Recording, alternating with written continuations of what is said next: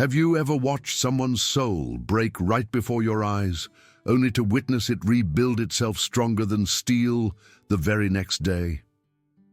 The autumn wind carried dead leaves past the windows of Jefferson Elementary School, where 12-year-old Tyler Washington sat rigid in his seat, feeling every pair of eyes in the classroom boring into him like hot needles. His dark fingers clutched a piece of notebook paper so tightly that his knuckles had gone pale, the sweat from his palms slowly bleeding through the wrinkled sheet. On that paper, drawn with the careful precision of a child who dared to dream beyond his circumstances, was a sketch of an Apache helicopter, its rotors frozen mid-spin, its body angled toward an endless sky. Mr. Harrison stood at the front of the room, his arms crossed over his chest, his lips twisted into something that might have been a smile if smiles could cut. The fluorescent lights overhead buzzed like angry insects, casting harsh shadows across his weathered face. He had been teaching 5th grade for 23 years, and in all that time he had developed a particular talent for knowing exactly which words would land like stones. "So let me get this straight," Mr. Harrison said, his voice carrying that syrupy sweetness that teachers use when they're about to embarrass someone in front of the entire class. He walked slowly between the rows of desks, his shoes clicking against the linoleum floor with each deliberate step. "You're standing here, in front of all your classmates, telling us that your daddy flies military helicopters for the United States Armed Forces?" Tyler's throat felt like someone had stuffed it with cotton. He managed a small nod, unable to form actual words. Around him, he could hear the whispers starting, the barely contained giggles, the shuffling of feet and rustling of paper that always preceded something terrible.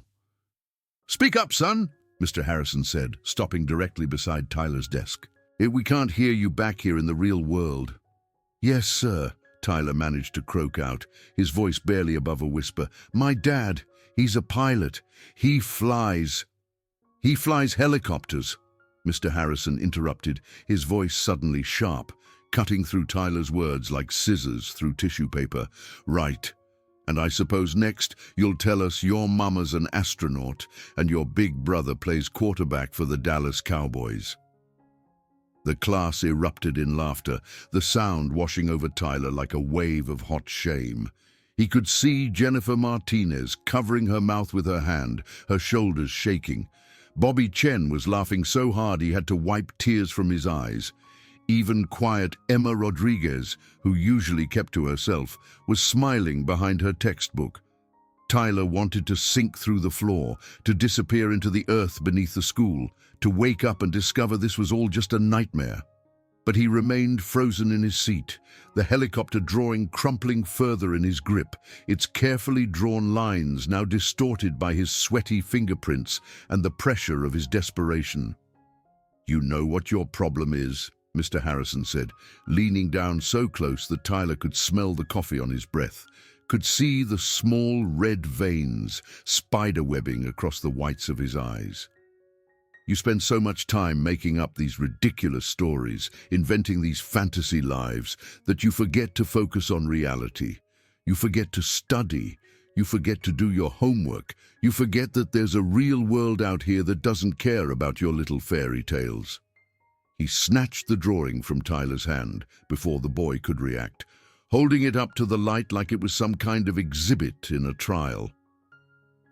The helicopter, with its carefully shaded metal body and precisely measured rotor blades, spun slowly in Mr. Harrison's grip. "Look at this, class," he announced, turning in a slow circle so everyone could see. "This is what I'm talking about.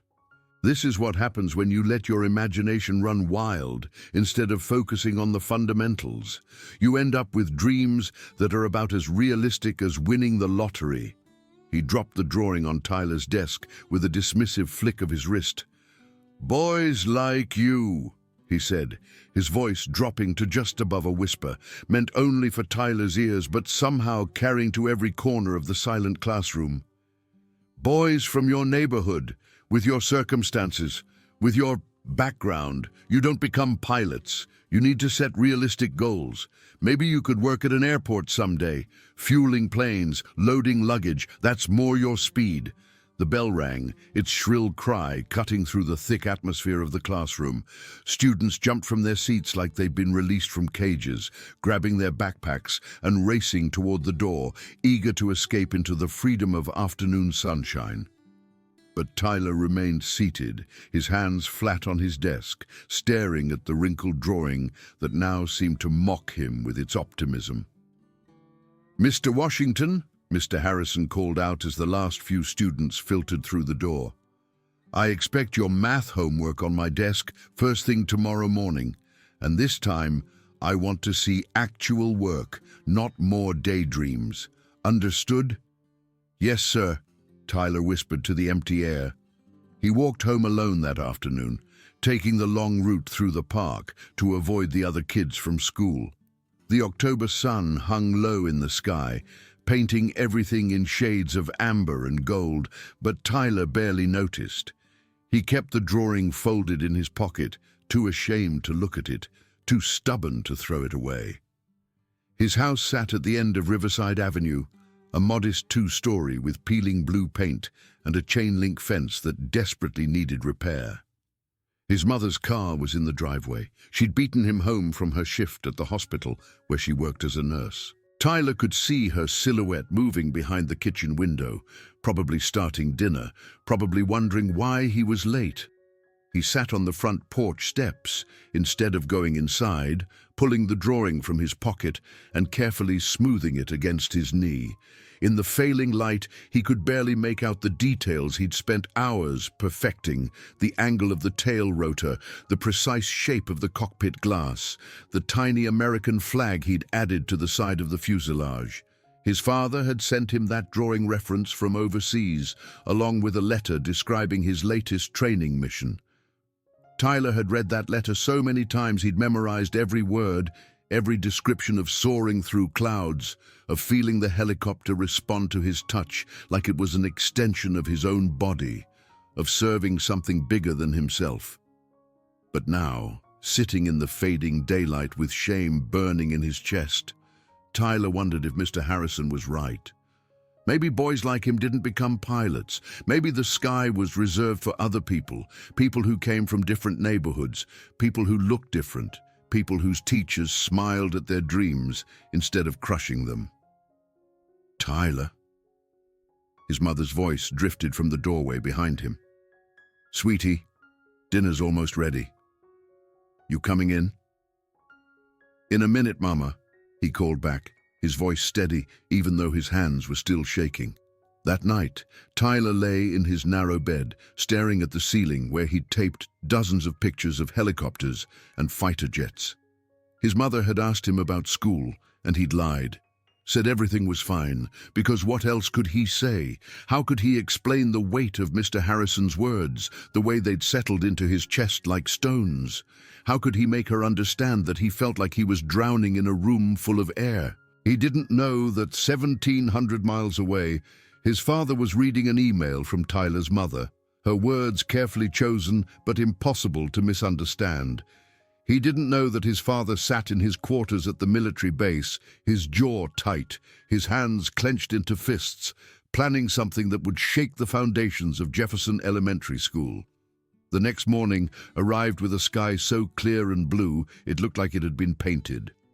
Tyler dressed slowly, dreading the walk to school, dreading the moment he'd have to step back into Mr. Harrison's classroom and face another day of silent humiliation. His mother kissed his forehead at breakfast, holding him just a second longer than usual, her eyes carrying a secret he couldn't quite read. "Have a good day at school, baby," she said softly. "And remember, you're exactly who you're supposed to be. Don't let anyone tell you different."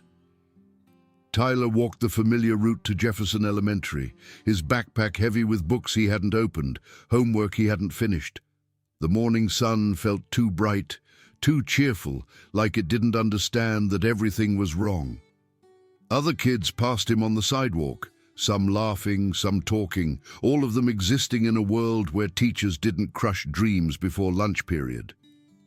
He was 3 blocks from school when he heard it. At first, it was just a distant rumble, like thunder rolling in from far away. But this thunder didn't fade. It grew louder, deeper, until Tyler could feel it vibrating in his chest, in his bones, in the soles of his feet. He stopped walking, his head tilting up toward the impossibly blue sky, searching for the source of that magnificent sound. Other people had stopped too. Mrs. Chen was standing in her front yard, her garden hose forgotten in her hand, water pooling around her feet. Old Mr. Rodriguez had come out onto his porch, shading his eyes with one weathered hand. Kids on their way to school had frozen on the sidewalk, their conversations dying mid-sentence as they all looked up, searching, wondering, and then Tyler saw it.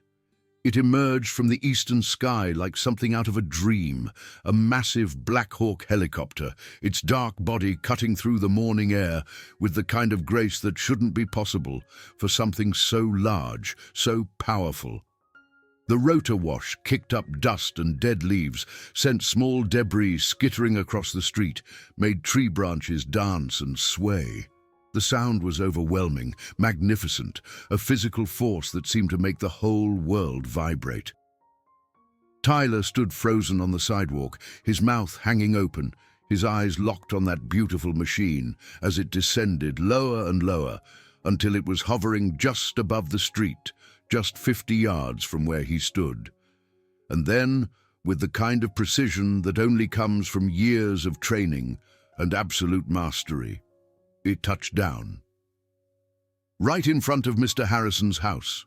The street had become a river of people. Neighbors poured out of their houses. Children ran from every direction. Cars stopped in the middle of the road as drivers jumped out to see what was happening. Tyler pushed through the crowd, his heart hammering so hard he thought his ribs might crack, moving toward that helicopter like it was pulling him with invisible strings. Mr. Harrison burst through his front door, his face red, his hair disheveled, looking like a man who'd been woken from a deep sleep by an earthquake. He was wearing sweatpants and an old t-shirt, his feet bare, his expression a mixture of outrage and confusion. "What in the name of—" he started to shout, but his words were swallowed by the roar of the helicopter's engines. The side door of the Black Hawk slid open with a smooth, mechanical precision. And then, like something from a movie Tyler had watched 100 times in his imagination, a figure emerged from the shadows of the helicopter's interior. Captain James Washington stood 6 feet 2 inches tall, his shoulders broad, his posture perfect, every inch of him radiating the kind of quiet authority that comes from leading men and women into situations where mistakes mean death. His flight suit was crisp despite hours in the cockpit, his helmet tucked professionally under his left arm, his chest decorated with ribbons and medals that caught the morning sun and threw it back in flashes of color.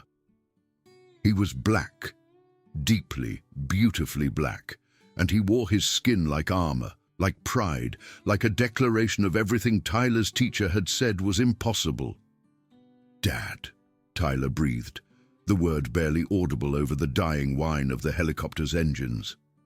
Captain Washington's boots hit the pavement with solid thuds that seemed to echo across the silent street. He walked toward Mr. Harrison with the kind of deliberate, measured pace that suggested he had all the time in the world, that there was nowhere else he needed to be, nothing more important than this moment. His eyes, hidden behind aviator sunglasses that reflected the crowd's stunned faces, never left the teacher standing shell-shocked in his own front yard. "Mr. Harrison," Captain Washington said, his voice cutting through the murmur of the crowd like a blade. He didn't shout. He didn't need to. The authority in his tone made people lean forward, hold their breath, strain to hear every word. "I believe you teach my son." Mr. Harrison's mouth opened and closed like a fish drowning in air. His eyes darted from the pilot to the helicopter to the growing crowd of neighbors and students, all of them recording this moment on their phones, all of them bearing witness to something that would be talked about for years. I don't... This is highly irregular," Mr. Harrison stammered, trying to find solid ground in a world that had suddenly shifted beneath his feet. Irregular?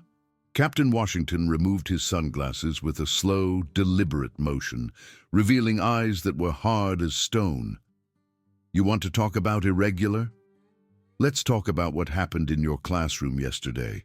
Let's talk about how you humiliated a 12-year-old boy in front of his peers.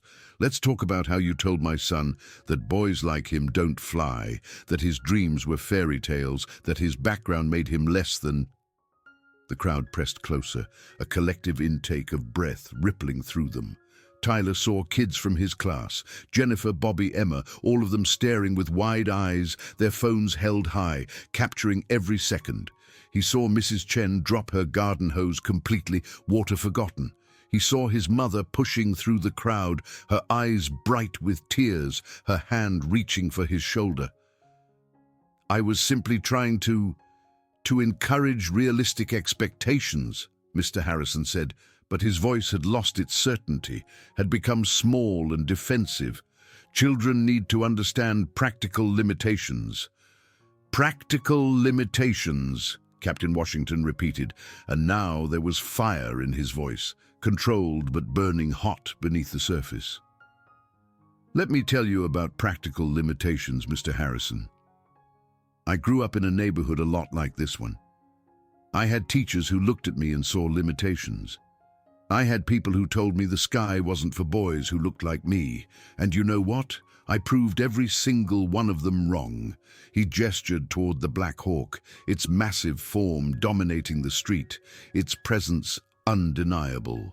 That machine weighs 11,000 pounds. It can carry 11 combat-ready soldiers into hostile territory. It can fly at speeds exceeding 180 miles per hour. And I've flown it in conditions that would make your worst nightmare look like a pleasant dream. I've evacuated wounded soldiers under enemy fire. I've delivered humanitarian aid to disaster zones. I've served this country for 15 years, and I've done it with honor. Captain Washington took a step closer to Mr. Harrison, his voice dropping, but losing none of its intensity. Every single person in that cockpit looks different, Mr. Harrison. We come from different backgrounds, different neighborhoods, different circumstances. Black, white, Hispanic, Asian. It doesn't matter when we're flying.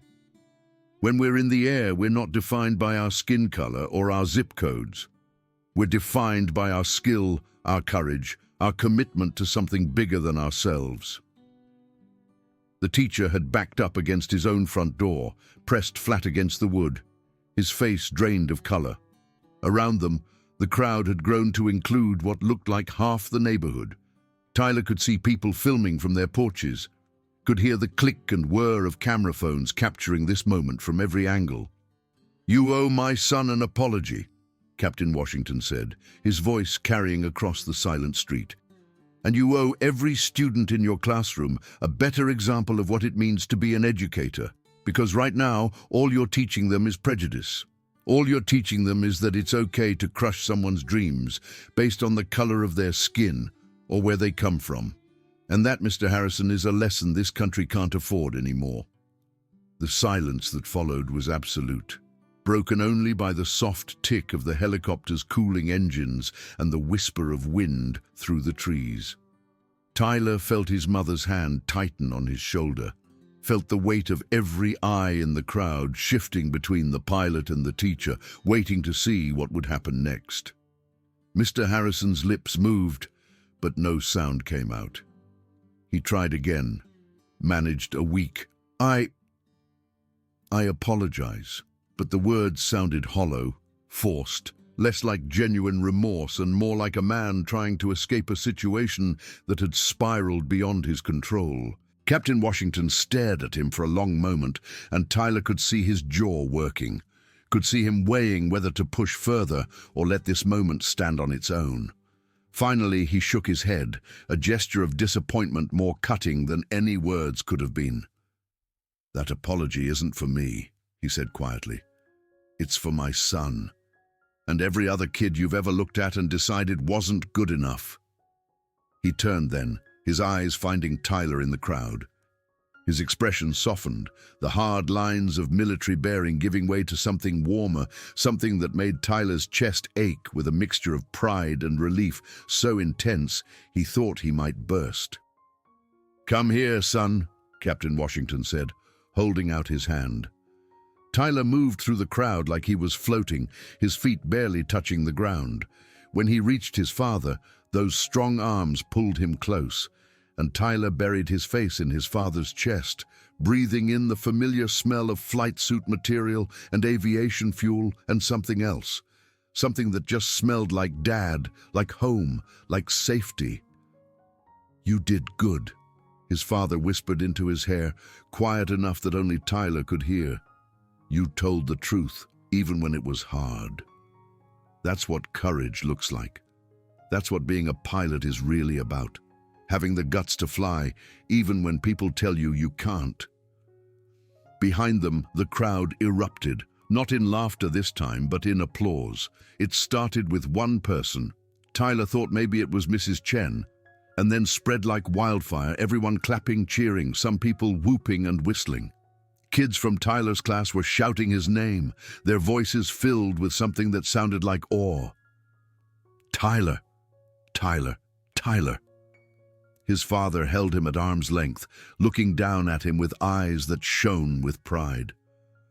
"You still got that drawing?" he asked. Tyler nodded, pulling the wrinkled, sweat-stained paper from his pocket. His father took it gently, smoothing it out with careful fingers, studying the helicopter Tyler had drawn with such hope and precision. "This is really good," he said seriously. "The rotor angle is perfect. And you got the tail configuration exactly right. You've been studying. I want to fly like you," Tyler said, and this time his voice didn't shake, didn't waver. This time he said it loud enough for everyone to hear. "I want to be a pilot. I want to serve my country." Captain Washington smiled, and it was like the sun breaking through clouds. "Then you will," he said simply.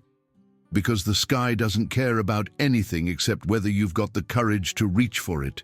And son, you've got more courage than most grown men I've served with." He gestured toward the Black Hawk, its black body gleaming in the morning sun. "Want to see inside?" Tyler's eyes went wide.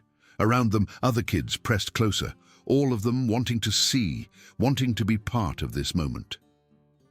Captain Washington nodded to his co-pilot, who'd been standing quiet guard at the helicopter's door, and suddenly there were kids streaming toward the massive machine, their hands reaching out to touch the metal skin, their voices rising in excited questions.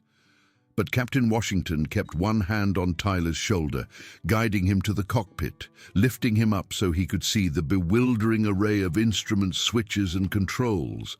"This is where the magic happens," he said. "Every one of these instruments has to work together perfectly. It's not just about flying, it's about precision, discipline, teamwork, never giving up even when things get tough." Tyler drank it all in, his hands hovering over the controls without touching, his mind trying to memorize every detail. Through the cockpit glass, he could see Mr. Harrison still standing in his front yard, looking smaller, somehow diminished. Their eyes met for just a second, and Tyler saw something there. Maybe shame, maybe regret, maybe just the uncomfortable realization that he'd been wrong. But Tyler found he didn't need Mr. Harrison's approval anymore. He had his father's hand on his shoulder, had this magnificent machine surrounding him, had proof standing right in front of him that dreams weren't fairy tales. They were promises waiting to be kept. Eventually, Captain Washington had to leave. Duty called. He was expected back at base, had responsibilities that couldn't wait even for moments like these. But before he climbed back into the cockpit, before he fired up those powerful engines one more time, he knelt down in front of Tyler, bringing them eye to eye. "Listen to me, son," he said, his hands on Tyler's shoulders. "There are always going to be people who look at you and decide what you can't do before you even try. There will always be voices telling you to dream smaller, aim lower, accept limitations that have nothing to do with who you really are. And you know what you do when you hear those voices? What? Tyler whispered. You fly anyway, his father said fiercely. You work harder, study more, push further. You prove them wrong not with words, but with action. You become so undeniably excellent that they have no choice but to look up and see you soaring. He pulled Tyler close one more time. The sky belongs to everyone, Tyler. Never let anyone tell you different. And then he was climbing back into the helicopter, his co-pilot sealing the door, the engines roaring back to life with that magnificent thunder that made the whole street vibrate. Tyler backed away with his mother, watching as the Black Hawk lifted off, rising smoothly into that perfect blue sky, climbing higher and higher until it was just a dark speck against the clouds, until it was just a memory and a promise and a dream that had been validated for everyone to see. The crowd dispersed slowly, people returning to their houses and their cars and their interrupted morning routines, but the energy remained, crackling in the air like electricity. Kids surrounded Tyler, all of them talking at once, asking questions, wanting to know everything. And for the first time in what felt like forever, Tyler stood tall, his shoulders back, his head high, answering them with a confidence he'd thought Mr. Harrison had stripped away, but which had actually just been waiting for the right moment to emerge. Mr. Harrison had disappeared back into his house, the door firmly closed, the blinds drawn. But Tyler knew the man had heard every word his father had said, had seen the proof hovering above his own front yard, and more importantly, everyone else had seen it too. They'd recorded it, would share it, would remember it. The story would spread through the school like wildfire, would become legend. That afternoon, Tyler walked into Mr. Harrison's classroom with his head held high. The other students watched him with new eyes, with respect, with curiosity, with the kind of attention usually reserved for celebrities. Mr. Harrison stood at the front of the room, his face carefully neutral, but Tyler saw the way his hands trembled slightly as he arranged papers on his desk. "Class," Mr. Harrison said, his voice strained. "Before we begin today's lesson, I have something to say." The room fell silent, everyone turning to look at him. "I owe someone in this room an apology," he continued, and Tyler saw him swallow hard, saw the cost of these words written across his face. "Tyler Washington, I was wrong yesterday. I was wrong to dismiss your dreams, wrong to humiliate you, wrong to suggest that your background determined your future. Your father is clearly an exceptional man, and you have every right to aspire to follow in his footsteps. It wasn't the most graceful apology in the world, wasn't delivered with much warmth or genuine remorse, but it was public, and it was an acknowledgement, and it was more than Tyler had ever expected to receive. "Thank you, sir," Tyler said quietly, and he meant it. The weeks that followed changed everything. Tyler found himself the center of attention in ways both wonderful and overwhelming. His drawing of the helicopter was no longer hidden in his pocket, but displayed on the bulletin board in the main hallway, a reminder to everyone who passed of that extraordinary morning. Other kids started bringing their own dreams to school, sharing them openly, encouraged by Tyler's example to reach for things they'd kept quiet before. Mr. Harrison never quite recovered his former authority. Oh, he still taught the class, still assigned homework and gave tests, but something fundamental had shifted in the way students saw him. They were more willing to question, more ready to stand up for themselves, less inclined to accept limitations just because an adult said so. And Tyler kept drawing. He drew helicopters and fighter jets and cargo planes. He studied aerodynamics and physics and mathematics, not because anyone forced him, but because every calculation brought him one step closer to that dream. His father called every week from wherever the military sent him, and they talked about flying, about courage, about what it meant to serve something bigger than yourself. Years later, when Tyler Washington stood at his own graduation from flight school, when he received his own wings and his own commission, when he walked across that stage as a newly minted officer and pilot, he would think back to that morning when a Black Hawk helicopter landed on a suburban street and changed everything. He would remember his father's words, "The sky belongs to everyone," and he would know with absolute certainty that some dreams don't die when people try to crush them. Sometimes they just learn to fly higher,